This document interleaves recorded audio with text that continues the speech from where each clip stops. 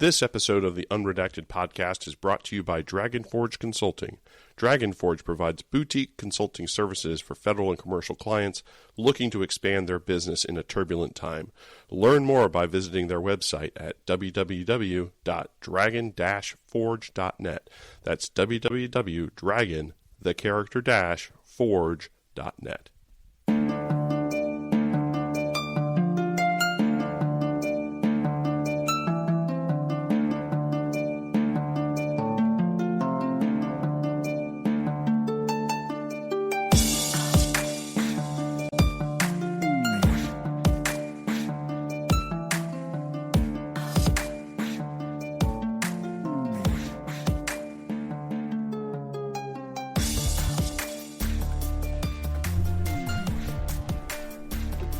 Hi, Brian. What's going on, man? Hey. First off, I want to say thank you so much for stepping in. Lindy, of course, is on vacation this week, and so having a guest host is always not an easy thing to grab. And so I was happy you were available this week and that we were able to make this work. So, this is a extrovert's dream. Somebody says, you want to listen to me talk? Oh, my God. Please, more. Please, please, please, more.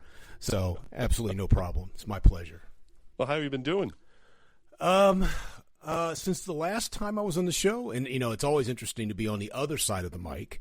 But since the last time I'm on the show, fortunate to join the staff of Bowie State University, helping with external relationships, so strategic external partnerships, and so that's really cool. I recently joined the Griffith Institute up in New York. They are doing, I'm in a retained EIR. The Griffiths has been doing a lot of work with AFRL. Our folks would know who that's, Air Force Research Lab.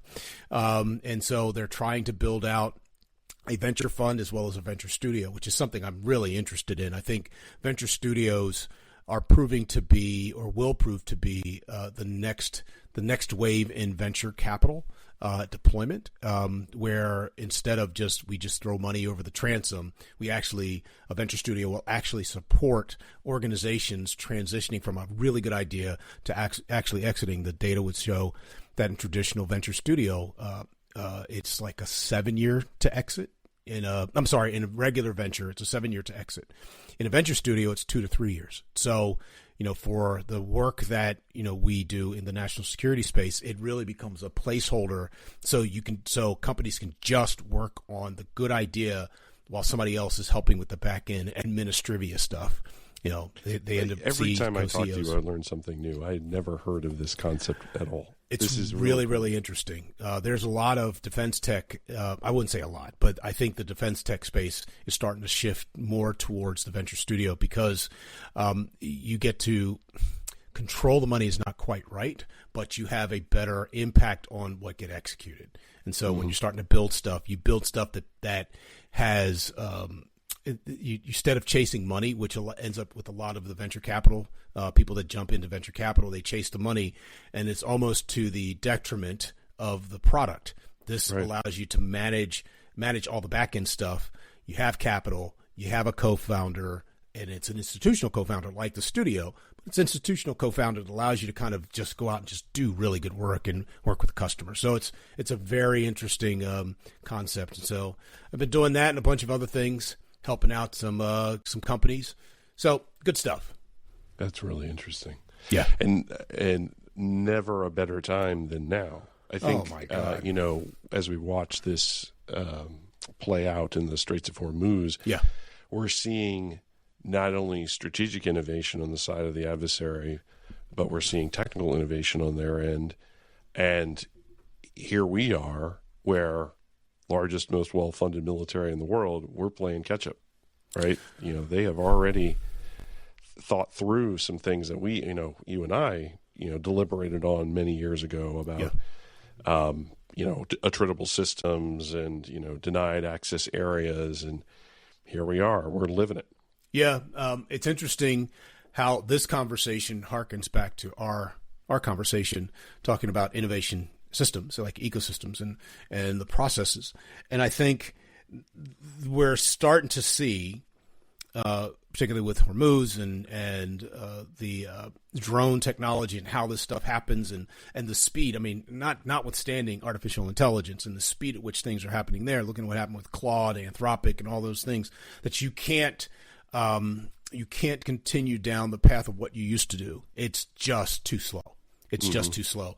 But I also think that while slowness is going to be a hindrance, I also am erring on the side, and maybe it's not the right word, but erring on the side of, are we doing it and you end up replacing the human versus the system in the loop? So in my head, this is how I think about it. There's a difference between the human in the loop and the AI in the loop. And so if the human's in the loop, it seems to me, in my mind, the architecture is the human is outside of the decision-making process. It jumps in every once in a while. The human jumps in every once in a while. But the system kind of runs autonomously.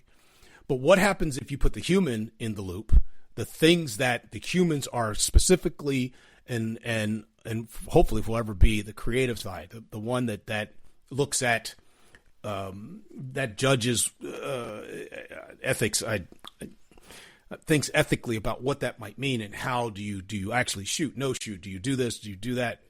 I think then you have these artificial intelligence systems that help the human think about that. I think that's going to be a hard and a laborious but useful conversation that we're all going to have. I was reading, I don't know if you know IDEO. These were like the IDEO team.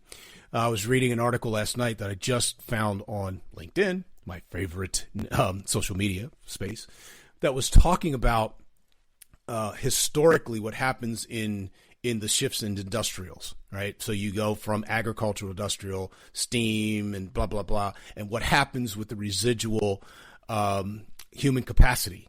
So when a machine takes over what a human would normally do, separating cotton, we don't need a cotton, we have a cotton gin, and we need hands to do that. So you then have this surplus labor that now has the opportunity to do something different. And the argument I think IDEO is making is, so it is not much different what's happening with AI. It really now allows the humans to do more creative things the machine heretofore won't be able to do for a while, right? And unless there's some kind of super AI, AGI, that takes over, that becomes HAL from 2001 Space Odyssey, that can start to make these decisions, humans are the ones that will help the machine or will be assisted by the machine in their creativity. What does that look like, and how do you push it forward? So I don't know. It'll be interesting. That's what I'm working on. It's a very dynamic space, and we're going to learn a lot. Absolutely. In the warfare space, and we're going to learn a lot in as we experiment in things like a venture capital lab, which I learned about today. Yep. So now I have a personal question for you, Ty. Please. When you think about the travel experience through an airport, your view, positive, negative, neutral, of the Transportation Security Administration and going through the dreaded security check line. So, interestingly enough, I just was, I flew to, I had to fly a couple of times in the last 3 weeks. I flew to Arkansas for a piece of work through Baltimore, BWI. And then I flew to Austin through BWI. And both times I showed up in the morning, and I have the pre-check, right? We decided to invest in the pre-check as a family. And so all four of us, my wife and my two boys, we decided to do that. And I think the most I waited was, and this is post, the shutdown and TSA, I think I waited for like 10 minutes, maybe at the most. And it wasn't very long at all. And I just walked through. Did not take my shoes off. Didn't take my laptop out of the bag. I just put it on the machine. I had to take my belt off because I knew it was going to, because I had one of those like military kind of cinch belts, and I knew that was going to go off. And I take my watch. I said, "Watch, lady, take my hat. No, keep your hat on and just walk through." I didn't have an issue. I didn't see any of the ICE officers. I didn't see not one in BWI. I didn't see one in Austin. I didn't see one in Charlotte, although I didn't have to walk. No, I did have to come back through Charlotte because I got delayed because something happened. So I spent the night in Charlotte. I didn't see anything, and it wasn't bad.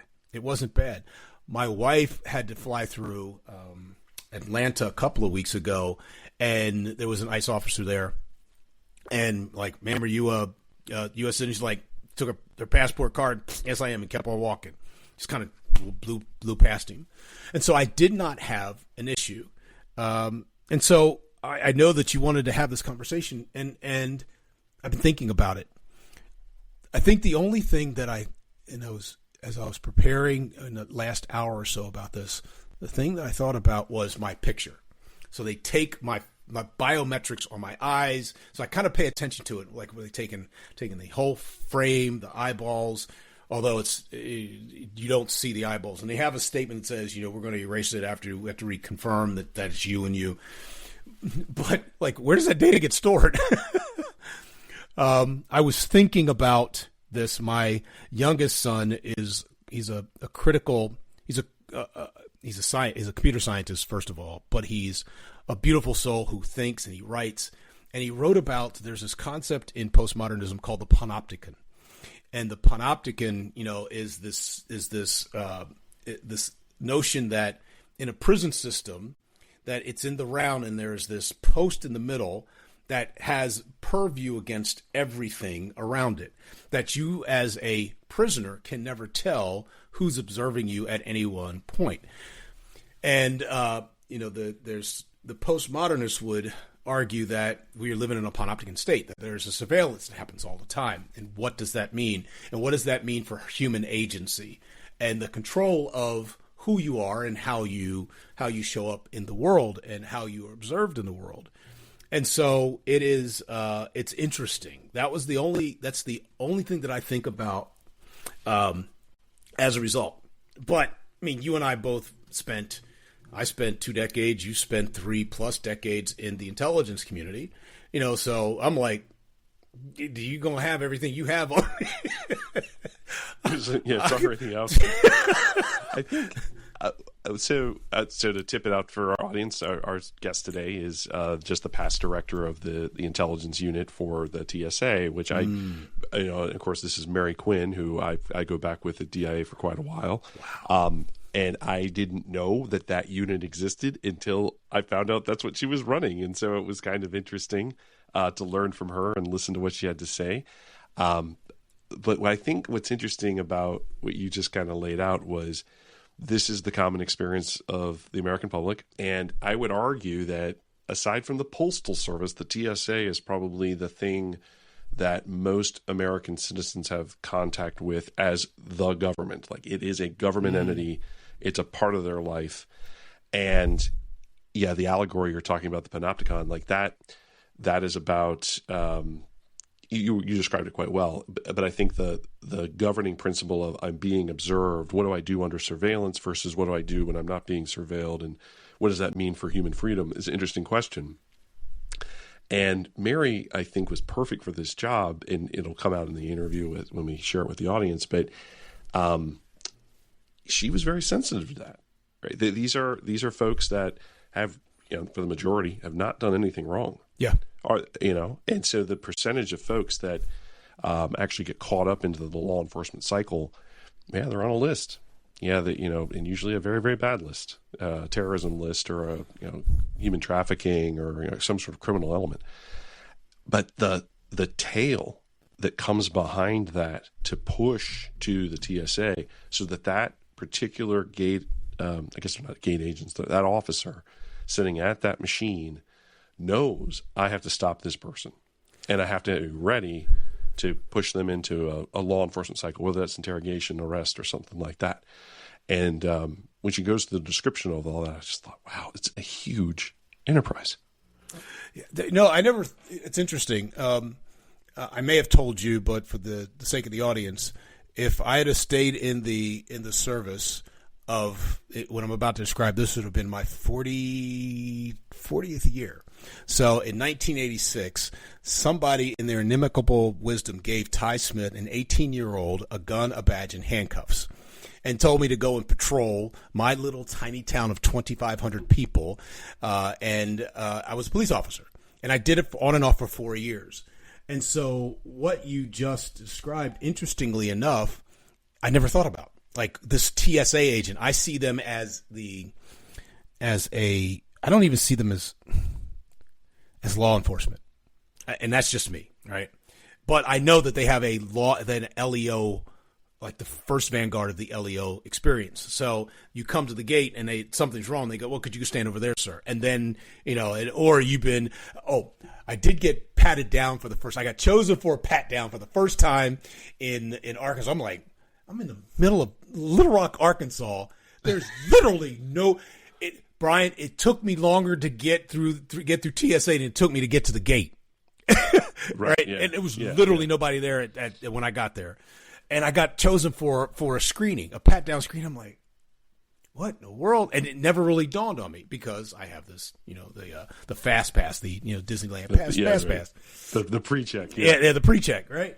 And so I don't think of them as law enforcement, but I understand they have a law enforcement function, or they have a national security function, and that their job is to be that first vanguard of the screen, which we both know that is a relic of the shoe bomber. Damn near 30 years ago now, it feels like. Yeah. Right? Richard Reed. Yep. Yeah. That was their job, is to screen so bad things don't get past the gate. Right. So interesting. I didn't. Yeah. Wow. Well, and post 9/11, so prior to 9/11, screeners were not government employees. They were private security hired by the airport.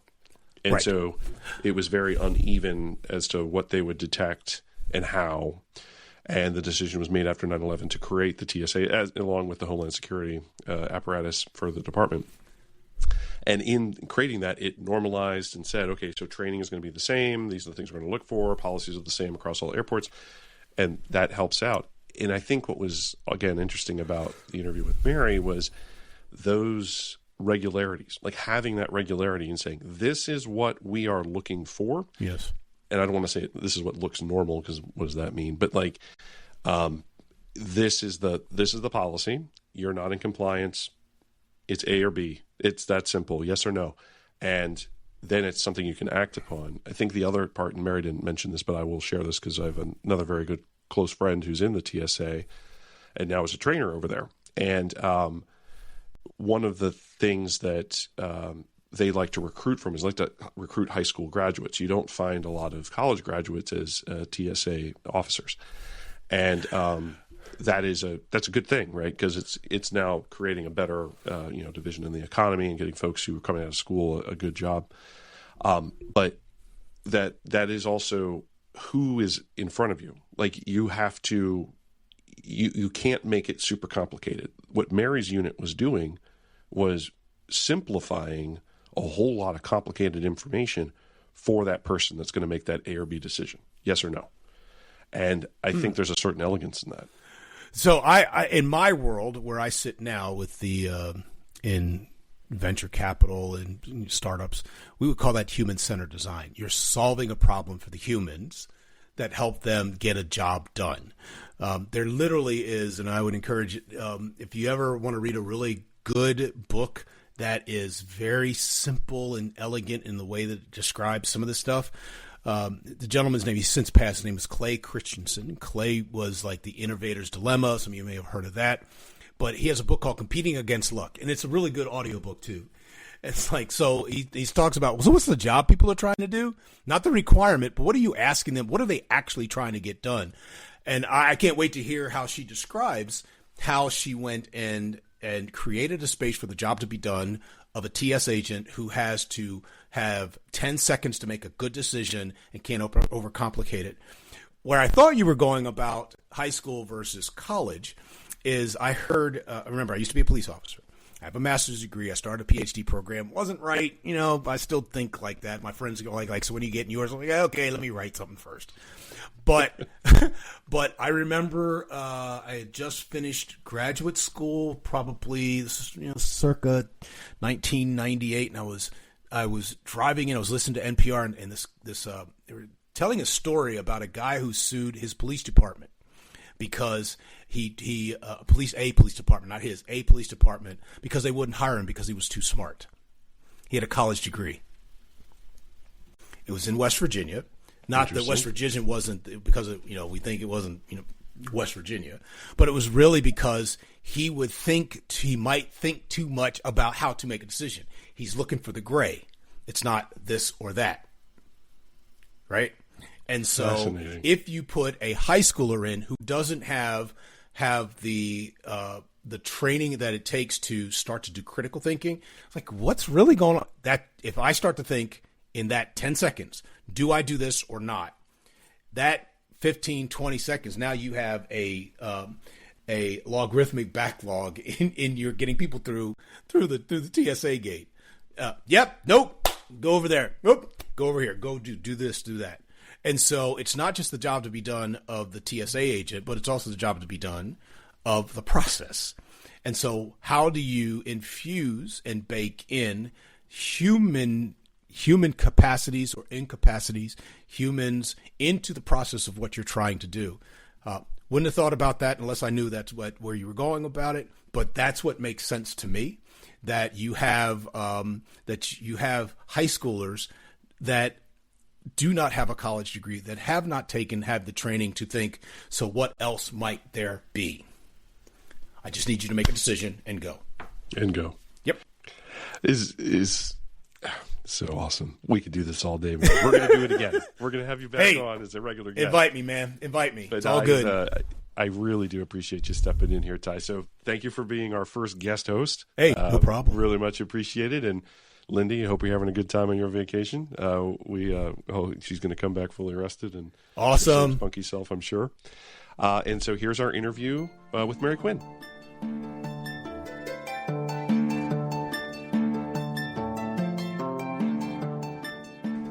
Will you tell him that you had more important things to do? Well, when I tell him that I'm with the Brian Gray, I think he'll understand. We just did his podcast, and I got a lot of very positive feedback. That's good. Well, I think, he gave us a window into, it didn't occur to me until after we were done. Like, if in a given presidency, there are fewer than, 8 people. 8 people or maybe a couple more, but not many for a 8-year term, because each briefer only has a year. Oh, I didn't know that. Right. Yeah. So getting into that role is pretty rare. All right. But thanks for braving the vicious streets of Old Town Alexandria. What I liked about it was going from Arlington to Alexandria, that I thought I was sort of like the defensive driving, or when you're trying to evade detection by the Soviet agents, because I was like, this back road. It's very exciting. Well, very, very much easier than trying to brave 495 on a Thursday morning. So yes. Well, thanks for making time for us. Always a pleasure to talk to you. Oh, I feel the same way. I mean, it's nice to hear someone else say that, because I don't know if people actually enjoy speaking to me. They tolerate speaking to me. I don't know if they actually enjoy it. So, you and I have known each other and been friends for a nice long time, but, nobody, I would think our listeners would like to know who you are. So tell us a little about Mary Quinn. I will do that. My first job in the intelligence field was as an Army intelligence officer, because I went to college on an ROTC scholarship. I paid back my scholarship, stayed in the reserves, but I decided that I wanted to try something different. So I taught high school for 4 years, which I enjoyed. I did not enjoy the paycheck for teaching at a high school. So I went back to work. I came back to work at DIA as a civilian and continued coaching. And that's sort of a through line for me with my views on leadership. And it was also a good balance. So I was coaching at the high school, working at DIA as an analyst, started as an analyst, had a collection manager who told me that I would never be able to understand collection management because it was too complicated. So that immediately was the red flag that I became a collection manager. And another through line was what I spent a lot of time helping analysts understand how collection management can help them and helping collection managers understand that analysts weren't being divas. Some were, but most of them weren't being divas. They needed to understand what exactly. So doing the simultaneous translation. So did that for a while. Give us a time frame, like what kind of years? This would have been about around September 11th, because I know I was working in DIA's collection management office September 11th. So you rejoined the agency about? 90s. Yeah. And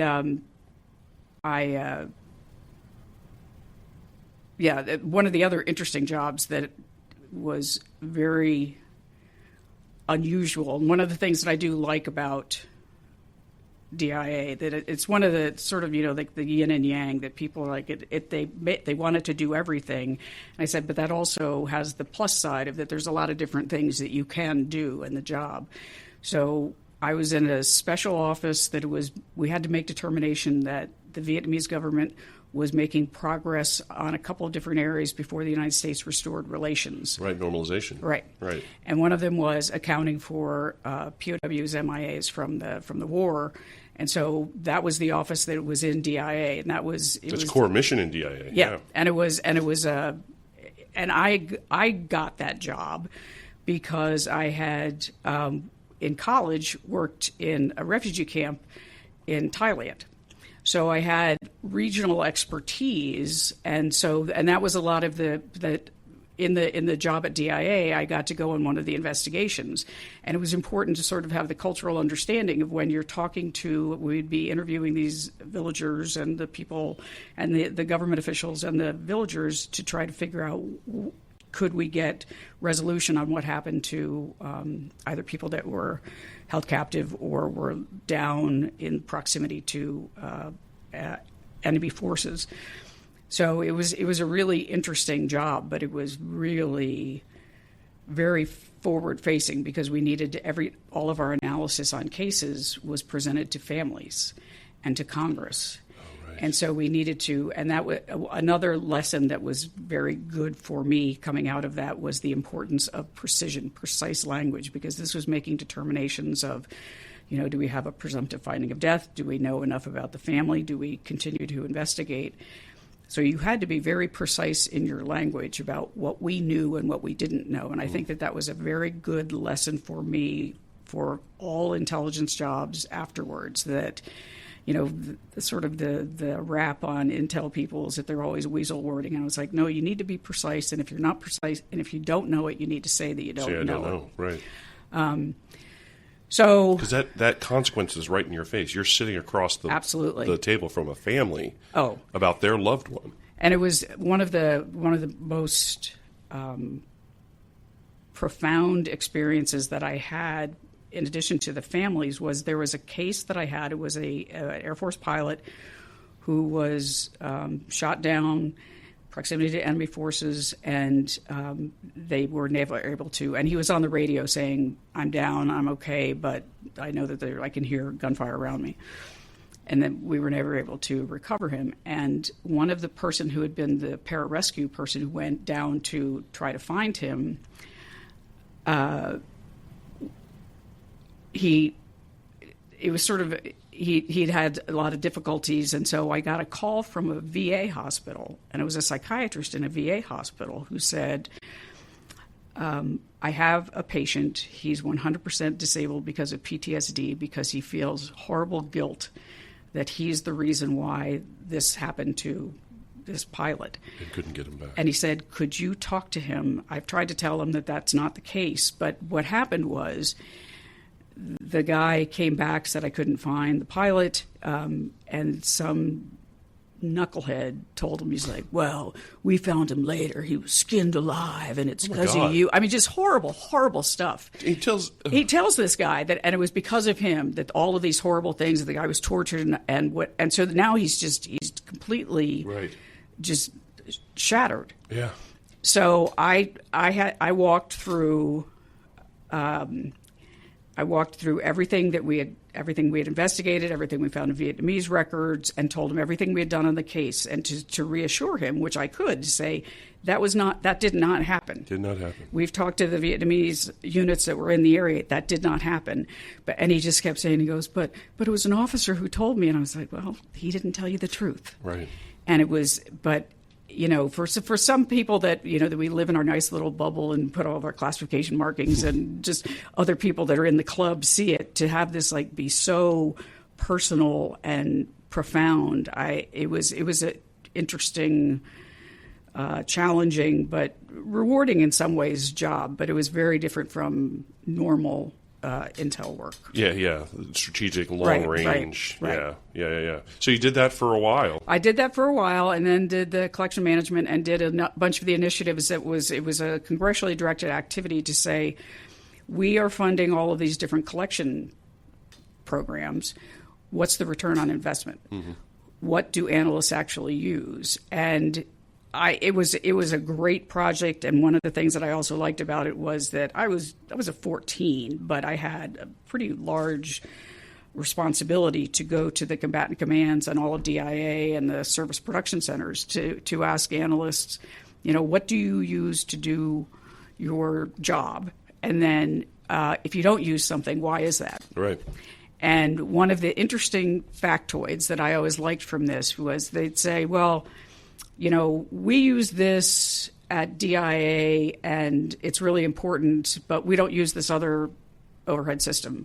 It doesn't do anything for us. And I said, I think you need to. So I had, and it was one of my data points. It was actually very compelling because I said, I looked at a Korea analyst in USFK, a Korea analyst at NASIC, a Korea analyst at the time PACOM, and a Korea analyst at DIA. I said, what do you all use? You're all Korea analysts. Mm-hmm. What do you use? And there were a couple things that were consistent, but then after the top three, it was all very different because it was, what is your mission focus? Where are you? And it was to say that you can't make a decision on things like that sitting at headquarters, because there's things that, yes, that national customers want, but there's things that the forces forward need.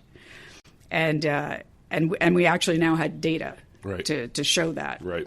So that was a really and again, that was a good project, because for future assignments that I had in DIA, whether it was at a combatant command where I was the DIA senior representative, this was before the DIA took the positions as the deputy J2. So senior representative there, and then the chief of operations for the Defense Intelligence Operation Coordination Center. I think that's how DIAC. The JIACs. Yes. The DIAC over the JIACs, which is a lot of the functions that now the Deputy Director for Global Integration has at DIA. Gotcha.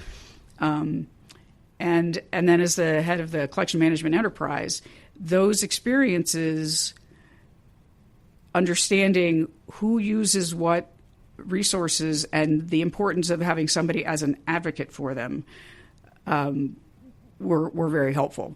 And going into discussions, I remember having some very animated discussions at USDINS and ODNI on what capabilities we want to fund, and sort of hearing the same thing about, well, nobody uses that. And I said, yes, you do use it if you're at PACAF or wherever, that you do need those resources. So anyway, that's sort of a meandering, but it was collection management representative to Southcom, throw in a little Naval War College in there, and then collection management enterprise. And then my last job in DIA was as the chief of plans, production, and programs at National Media Exploitation Center. Right.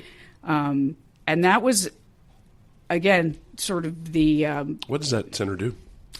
That center, it's sort of adjusting. It stood up during the wars in Afghanistan and Iraq, and it started out being exploiting the captured media, and then it grew because it was being able to using it for targeting ISIS and having the data to identify places to go after, but the capabilities there, the technical capabilities to exploit phones that have bullets through them. Yeah. Or the other thing which I always loved was in our lab, we would have what we called the Frankenphones that would look like an iPhone, and then you open it up, you're like, oh, that's not an iPhone. That's I don't know what that is. But so the technical capabilities and then being able to extract it. And the other thing that was interesting there, which they've been able to be very helpful to more recent conflicts, is the linguist capability. So having the linguists on hand who can understand what they're listening to, and particularly when linguists would switch into different languages. So, that we would refer to as Spanglish or this other stuff, but it would be languages that would be, start in Arabic of the Maghreb, add some French words, then add some other words, or so they have a lot of capability there with the linguists. So and the other thing which is interesting about NMIC was at the time, so this would have been 2016, 2017, it was about a 600-person organization, and 50 of them were government, and the rest were all contractors with specific niche skills as far as a lot of the technical capabilities, the linguistic capabilities. So it was a different model for running an organization, but it was very important and very clearly one team, one fight. It wasn't you're the green badge, we're the blue badge. It was like we are all working for this common purpose, and we cease to function if we don't all work together collaboratively. And you need that contractor cadre because they had unique skills that were probably pretty narrow. Absolutely. Given some of this stuff. I found that mission incredibly cool. They won an award for the bin Laden capture because they got all the stuff off of that, off the compound.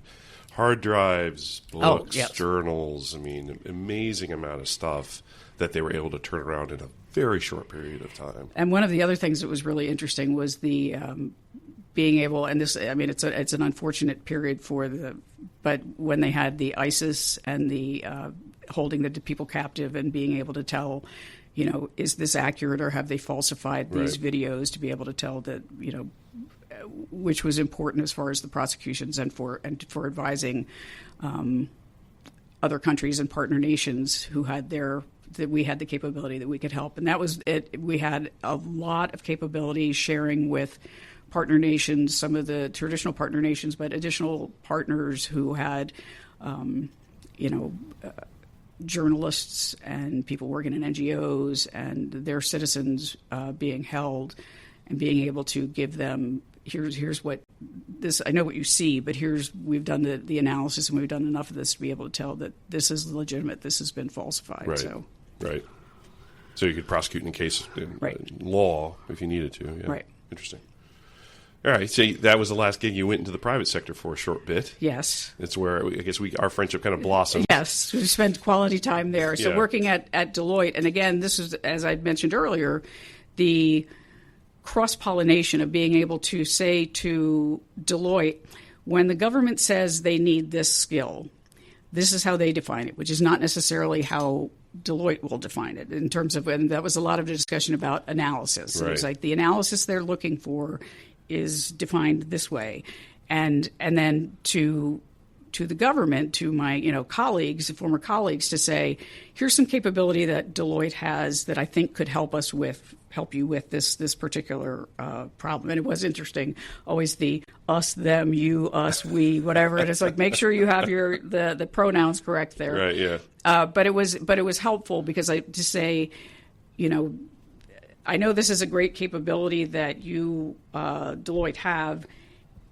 That is not something that necessarily resonates with this office. However, you may want to go talk to, and that's from doing enough work across the intelligence community, across, DOD, and just saying it's not necessarily what this office is looking for. However, I'd recommend that you contact so-and-so at other agency or service. Right. So that was it was an interesting, and it was also a good perspective because one of the things that I'd done sort of as a side hustle, but also because I thought it was important, and it started with the NMIC job, was that I was on INSA's Acquisition Management Council to make sure that people, again, are you articulating what you actually need? And are you saying that you are not telling me, government, what you need? You need to be clearer, because then you can't come back and say, you didn't give me what I needed. Did you tell me what I needed? Yeah, you actually say it. Yeah. And it was a very good to get some perspective to understand it, because I think that's one of the challenges in life, but particularly in our field, is people talking past one another rather than talking to one another. Yes. And I think that it was, all of those endeavors were very helpful for me to understand why this matters. And it helps when you're responding to a statement of work. What are we actually saying we're going to do? And have we made that clear? Or do we get so into our own jargon that we're not using the words that are clearly understood by the other party, whether it's the government or whether or not it's industry, that you need to make sure that you are using clear words. And again, going back to, if I'm communicating something to a family member about their loved one in a POW case, am I using words that are generally understandable, or am I falling back into, military speak? Yeah, government talk, right. Acronyms, right. and shorthand, and right. You said something that made me think, gosh, this is an additional cultural layer the IC has that other places don't in government. It's this tension between, we're going to put out a public solicitation for services or products, whatever it is, but we know that's not just being read by Americans. We know that's being read by foreign adversaries. How much can we say here? How much should we say? And that push and pull of, well, we want to get this stuff, but we don't want to be fully transparent, right? Because we don't want to tip off our bad people, our adversaries. But if we don't get what we need, like that interchange, and then, of course, now we cut through that by saying, well, it's going to be a classified proposal. Yeah, okay, that helps, but that means that only very large incumbents that have all the clearances and have been in the community for a while, they get to see that. They're the only ones able to bid. They win the work. It's a real conundrum. Yeah. And I think that that's where, yes, I do have a dog in this fight, but I do think that's where it's important that you need to have people that have actually done the work, so they can have the conversation saying, Brian, I know that's what you think, that's what they're saying. This is what they're actually saying. That's right. And that's where you need to have those relationships, and that experience becomes incredibly important, because it's you don't want to waste anybody's time on any side of it, but you need to make sure that we are protecting information that needs to be protected, not wasting people's time, and having productive conversations. So you need to have somebody who can do that crosstalk and understands and knows. I have somebody trusted who can say, I know what your company can do. It's not going to be a good match here. It'll probably be a good match over here. There's always a way to get to yes. Yeah, absolutely. Right. So you surprise me all the time because you're an incredibly kind person. You're obviously very, very smart. But you took a job very recently that you just departed that totally took me by surprise, because I was like, I know that's a mission. I know that's a thing. I have no idea what they do, really, in the intelligence space. And I guarantee you very few of our listeners know what it is. So let's talk about the Department of Homeland Security and the Transportation Security Administration. So I had done the work for Deloitte for a while, and I was looking for, I missed, and I know that it was one of those things that many people said, you will come to eat your words. And I said, probably. I said, but I miss leading an organization, leading people. So I'd been looking around for some options, and I had a couple of people send me the job, and it was for the Executive Director for Intelligence at TSA. And to your point, I Googled everything that I could Google and went to every website on government to find out what exactly do they do. Yeah. And it was not immediately clear. However, I went in, with that brave, take charge situation. It was like, well, if it's an intelligence organization, I'll figure it out when I get there. Right. Now, when I got there, I said, oh, that's very interesting. Oh, I didn't know that you did that. So to our listeners, let me say that within TSA, so it is not a member of the intelligence community. It gets its badges and authorities through DHS INA. So this is, I had to learn very quickly. One of the first, I had a long list of acronyms on my whiteboard. I was like, I knew Intel acronyms, I knew military acronyms, like the whole DHS and the transportation ones. Whole like, new different. I don't know what you're talking about. Yeah. And everybody kept saying, well, what's your NT50 status? What's your NT50? So I was like, my NT50. And I finally said, what is NT50? And they're like, not Title 50. And I was like, ooh. Not Title 50. So you had to do, so just, into what's the Title weeds 50? stuff. So the Title 50 are the core organizations that are part of the intelligence community, and so the not Title 50 are people who have a need to know access, and so we would have to do that. Became one of my relaxing things to do, was to review and approve people's requests for Intel community badges, saying, "Do you give me a good justification why you need this?" Yes. No. But it was how they got the authority. So now, okay, so I now know what NT50 is. Let me understand what my organization that I'm now in charge of. They had the way that it was structured was the Intelligence and Analysis Assistant Administrator, and then it had two executive directors led by two senior executives. One was the executive director for intelligence, which was me, and the other was my counterpart, who was the executive director for vetting. The vetting was very much the straightforward, your TSA pre-check. Sure. And it would also do the commercial driver's license to see if you had any, because if we want to make sure that you're going onto ports and getting to railroads, that we've done a check on you. So they're doing that vetting. They're doing it 24 hours a day, 365 days a week, and had a couple of different watch centers. My office had a watch center because it was looking at if there is an incident at an airport or near an airfield overseas where we have U.S. carriers, we need to know about that. Right. So we had and other, but that's one of the primary areas. So we had the 24-hour watch center. I had an analytic office.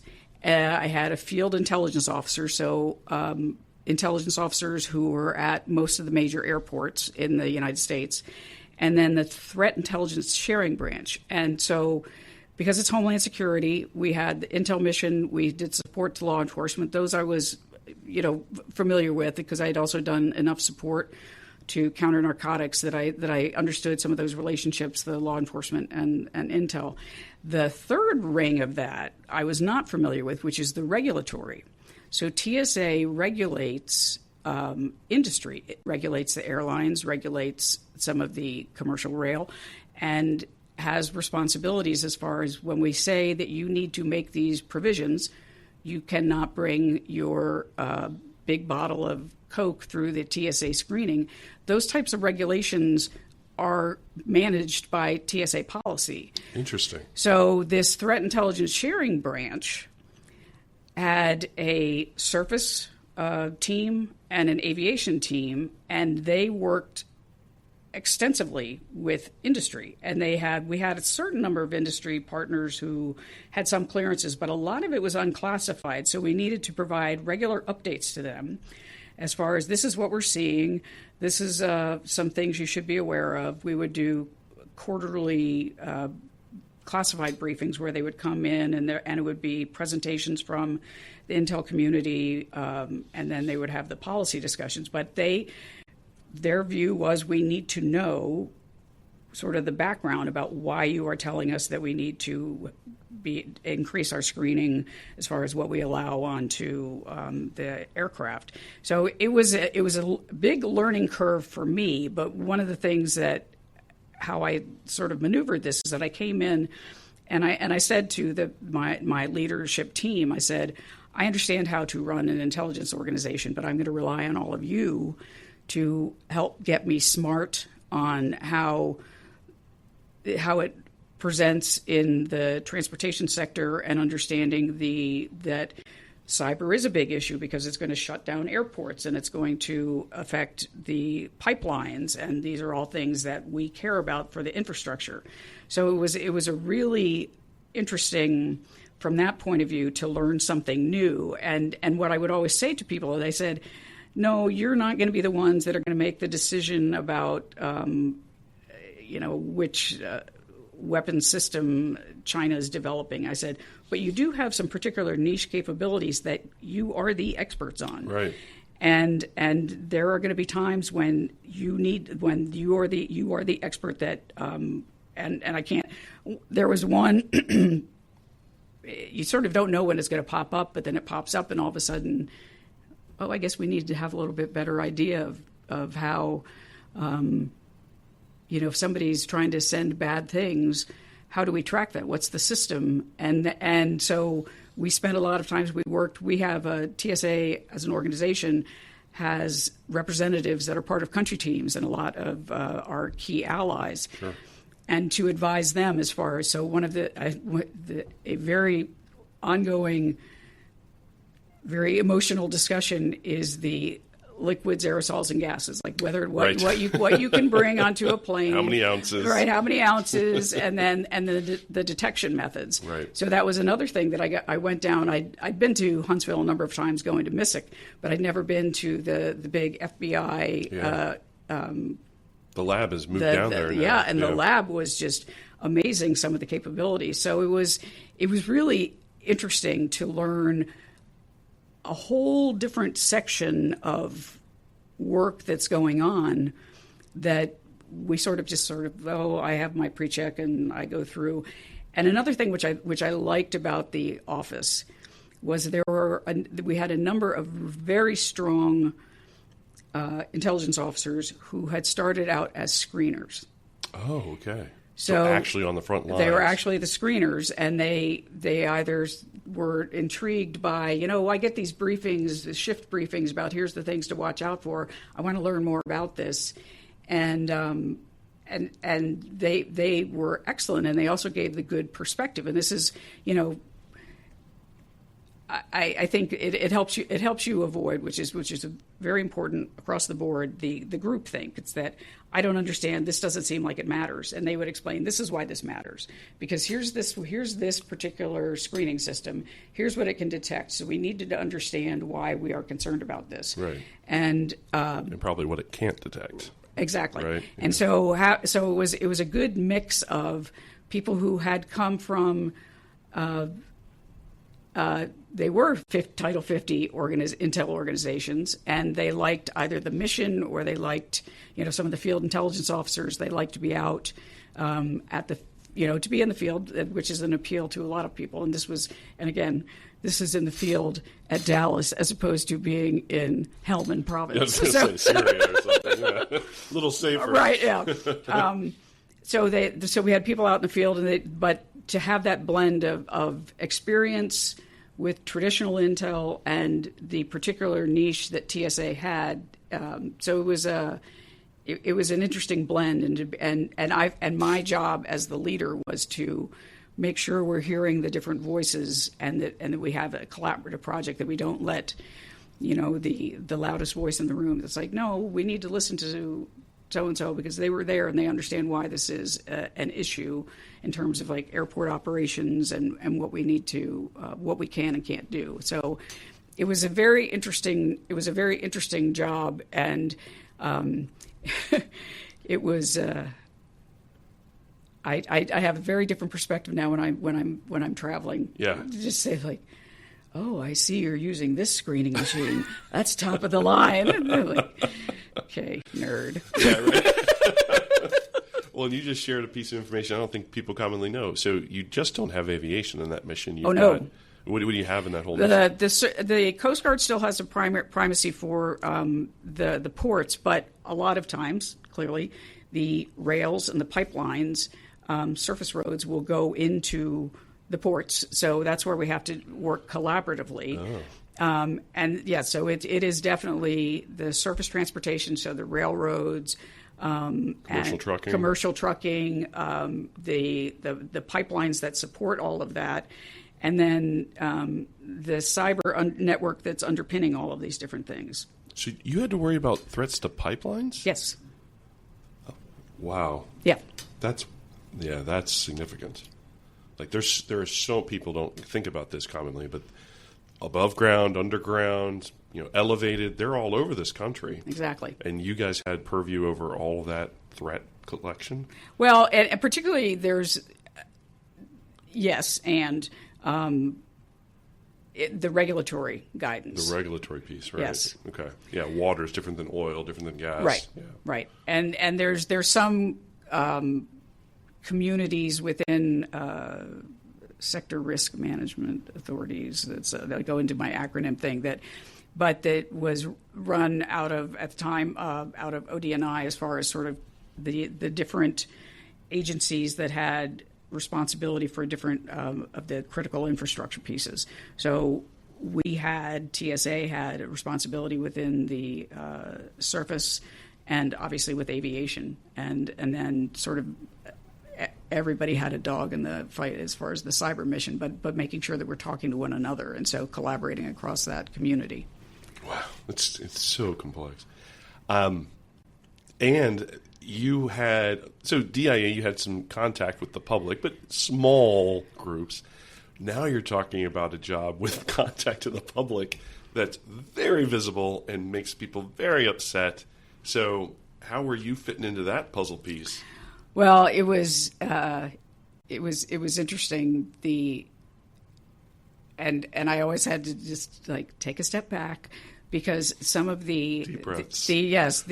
some of the industry partners have a lot of clout. You know, if you are the aviation industry, you have a lot of clout, and they would say, "We don't want to do this. You need to tell us why this is a threat." And we would say, and they can call Congress any point in time. Yeah, we can call and did. Yeah. And we would whereas in the intel community and with DoD, they sort of got used to intel people telling them they didn't have a need to know.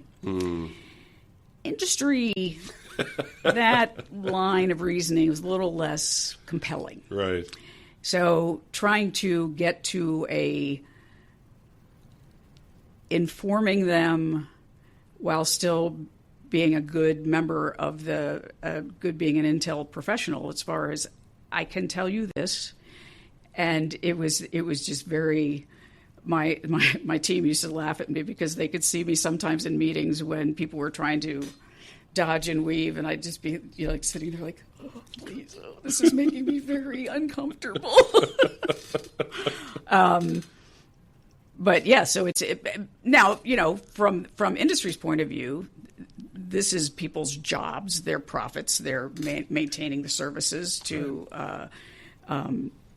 So one of the things that I think that TSA was doing well was helping industry sort of see this is the capabilities that we're developing in order to get you the type of information that you need, so that we can make sure that the operations and people aren't backed up at airports by having to do the owner's screening, but we also need to make sure that we're protecting the safety of the traveling public. Right. And also the critical infrastructure things. Right. So they had a good capability as far as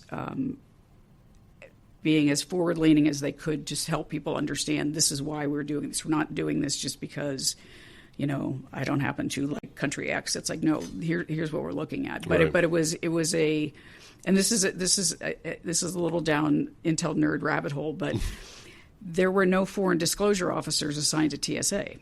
There's an international operations, but there's no foreign disclosure because that authority came through DHS. What's a foreign disclosure officer? A foreign disclosure officer can look at a piece of analysis and say, if we work on this, we can get this releasable to another government entity.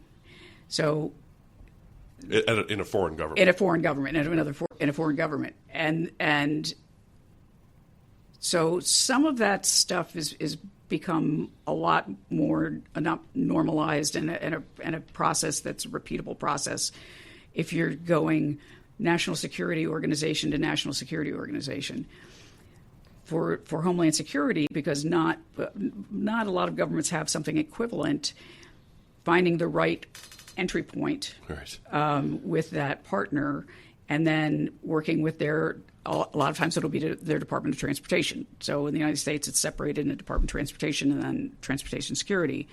So trying in a different department entirely. Exactly. Yes. So trying to find the right entry point was a lot of discovery learning for us. but we got there, and then also for the U.S. companies, what can we disclose, and to get them the key information, and in that it's sort of similar to if you're advising a military commander. You don't need to know all of the nuts and bolts. We can, for those in those situations, we can give them, but we can basically say, you don't want to go here. Yeah, you don't need to know Yes. all that. You don't need to know all of this sausage making. But and that became it was a credibility issue that we wanted to say, we are only going to give you this recommendation based on some solid analysis and some solid intel, and you're going to we have a relationship of trust that that we are not sending you off because we understand that it's an impact on a bunch of different areas. Right. So we're only going to give you this recommendation if we're pretty sure of what we're saying. That's a lot of trust. It is. You're really brokering. That's pretty heavy. Yeah. Wow. So it was a lot more complicated than I anticipated when I first saw it. It was like, and it is a cliche, but it is very true as far as like punching above their weight, as far as the what they were able to do. Right. And so I felt like one of my other jobs was as a cheerleader, because they sometimes feel like, oh, we're not. I was like, no. I said, you are the only people who know this, and have these relationships with industry. That's important, and that's unique. I'm going to say this because I can say it, and I'm not saying you're saying it, but being a part of the Big Five intel components, right? DIA, FBI, CIA, NSA, NRO, NGA. Those big components have established cultures in intelligence, ways of knowing each other, ways of working together, mostly military. So it's all kind of commonly focused. And here comes DHS after 9/11. Hey, we're going to relook at all this. FBI's not happy about that.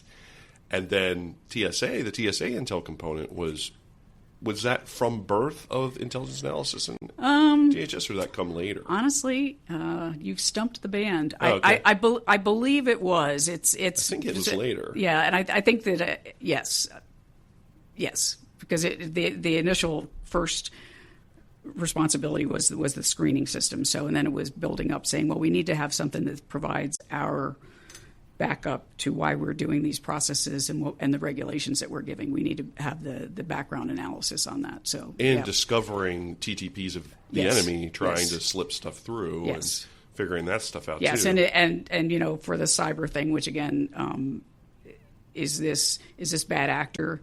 Is this hacktivist? What's sort of the origin of this, and to know that. So so you just opened up another piece of it. Is that so? Most people think of TSA terrorism. That's terrorism, but you're dealing with criminals, human trafficking, hacktivists. You just gave a good example. Eco-terrorists. There's all sorts of bad actors that can come through the port of entry in that regard. Yeah. And so you guys had all that stuff. And that if you have pipelines that are in particularly, and I don't know of a specific instance, but I think that this was always a discussion point. If you are out in the far west and big open lands, and you've got some critical infrastructure running through there, and a particular hacktivist group doesn't like that, right? Then how do we make sure that we protect? Because that's huge expanses, and how do we protect that? Yeah. And then that's working with industry as far as we recommend that you do an investment here to have the capability to detect if something has happened to your infrastructure. Right, which they might do or might not. Right. Oh my goodness, tough mission. Yeah. So you did that for 2 years? 2 years, yes. All right. Well, and how do you feel coming out of that? Well, I'm looking forward to. I am enjoying doing cleaning my house, which has been sort of a train wreck for many years, but also doing some volunteer work, and then just sort of being able to take a step back and reflect on what are the things that have been consistent and important, and what have I learned, and where can I contribute going forward.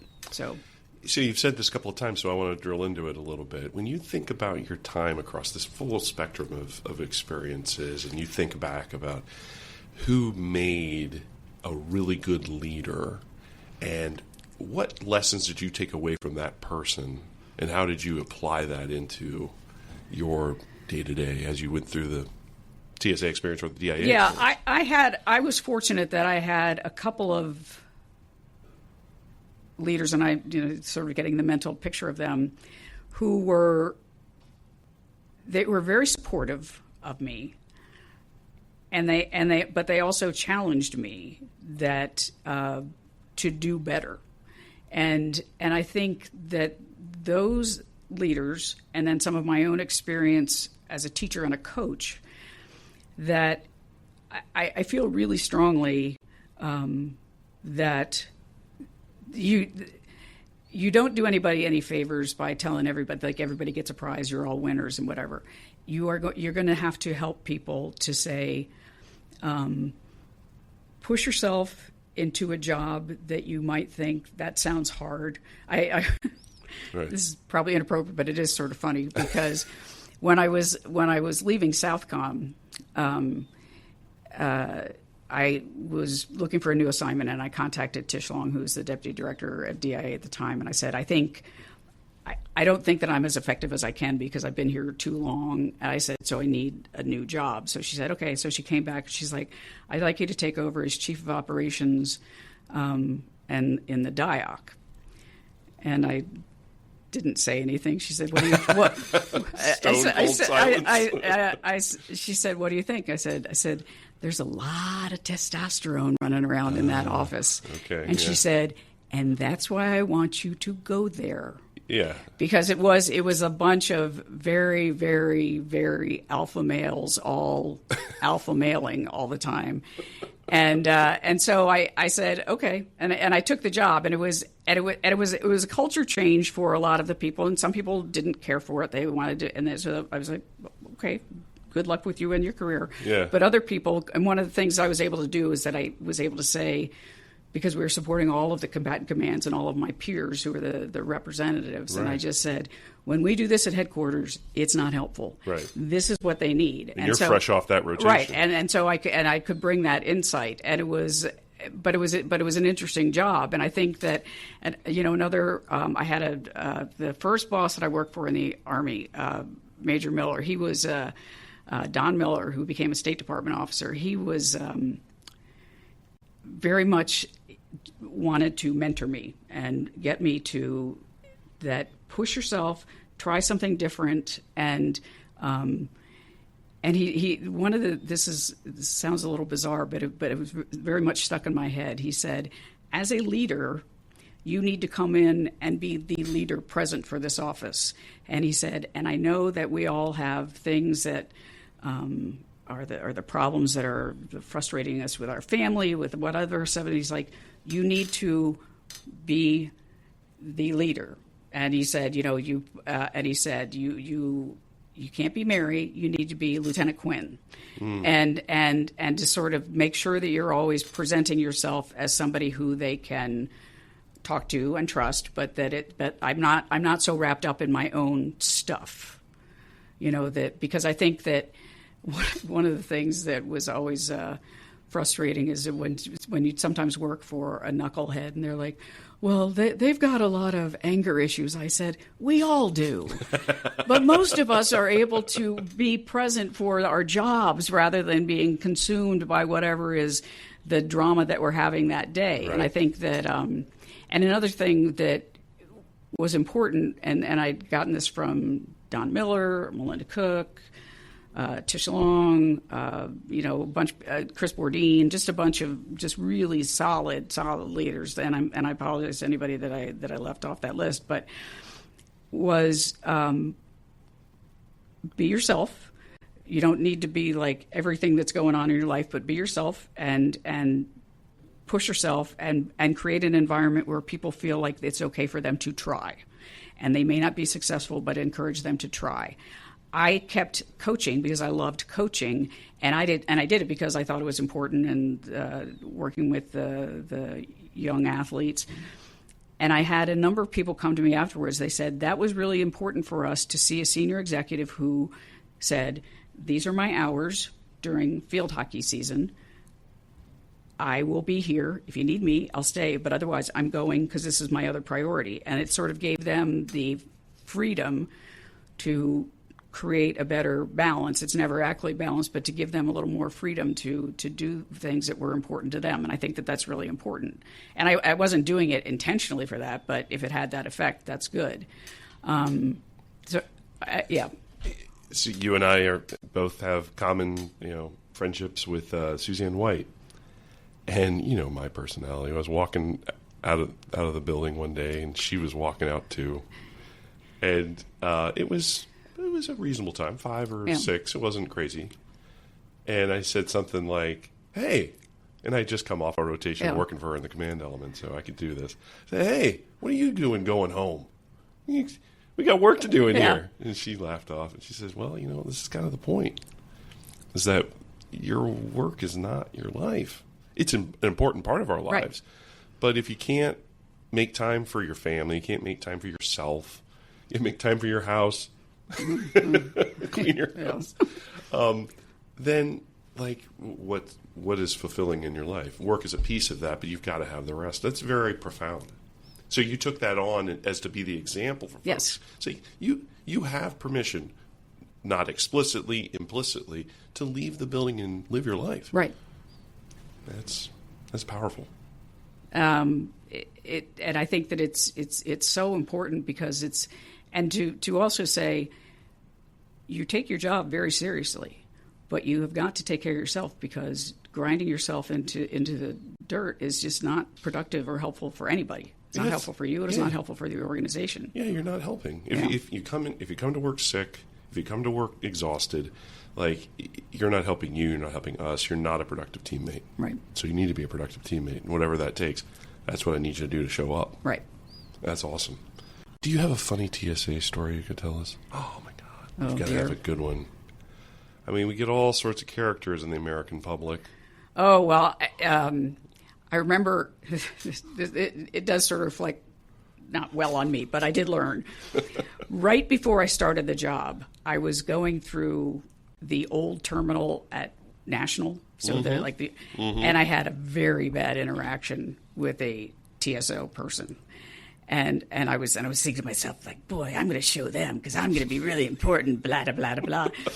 And so I start the job, and I say to my boss at the time, I was like, yeah, and she was so nasty to me, blah blah, and she just said, stop. She said, we have many former TSOs that work for us, right, and they are great. And she said, wait until you see what they put up with on a daily basis. On a daily basis, she said. So that person might have been unpleasant, but and so we'd get the great updates. Point.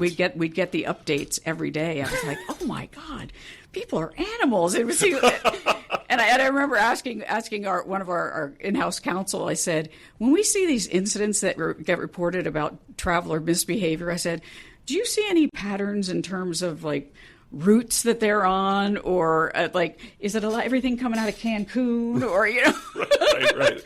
And he said, I can neither confirm nor deny. That's funny. We would relax with what were you thinking that nobody would notice when you were carrying the live snake in your pants, that might get detected when you go through the screening. You're making that up. Hand to God. Hand to God.